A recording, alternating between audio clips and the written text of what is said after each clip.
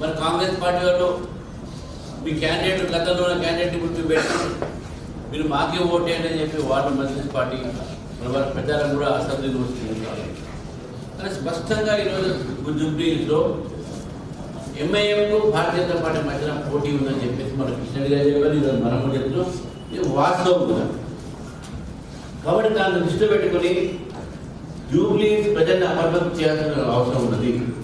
ఆ అప్రమత్తం ఏంటంటే మీరు వేరే పార్టీలకు ఓట్లు వేసి మీరు బీజేపీ నాయకులు చేస్తే మజ్లిస్ పార్టీకి 7 సీట్లు అని 8 సీట్లు అయింది. దయచేసి హైదరాబాద్లో మజ్లిస్ ఒక ఏవైతే వాళ్ళు చేస్తున్న అరాచకాలు ఉన్నాయో దాన్ని ఆపాలంటే బీజేపీకి తీసుకొని రావాలి. ఈ ఆలోచన భావన ఈరోజు జూబ్లీహిల్స్ ప్రజలు వచ్చేసింది. చాలా మంది అన్ని వర్గాలు ప్రతి ప్రాంతం నుంచి వచ్చినటువంటి ఒక వ్యక్తులు కూడా ఈరోజు బీజేపీకి గెలిపిస్తామనే ఆలోచన ఉన్నారు. మన రోజు జూబ్లీహిల్స్ చూస్తా ఉన్నాం. మరి ఎందుకు ఆ పరిస్థితి ఉంది? అక్కడ రాష్ట్ర ప్రభుత్వం కాంగ్రెస్ పార్టీది, గతంలో బీఆర్ఎస్ పార్టీది. ఆ ప్రాంతానికి ప్రాతినిధ్యం వహించింది గతంలో కాంగ్రెస్, ఇప్పుడు బీఆర్ఎస్. ఈ 2 పార్టీలు దాన్ని నిర్లక్ష్యం చేసినటువంటి స్పష్టంగా మన కళ్ళ కనపడతా ఉంది.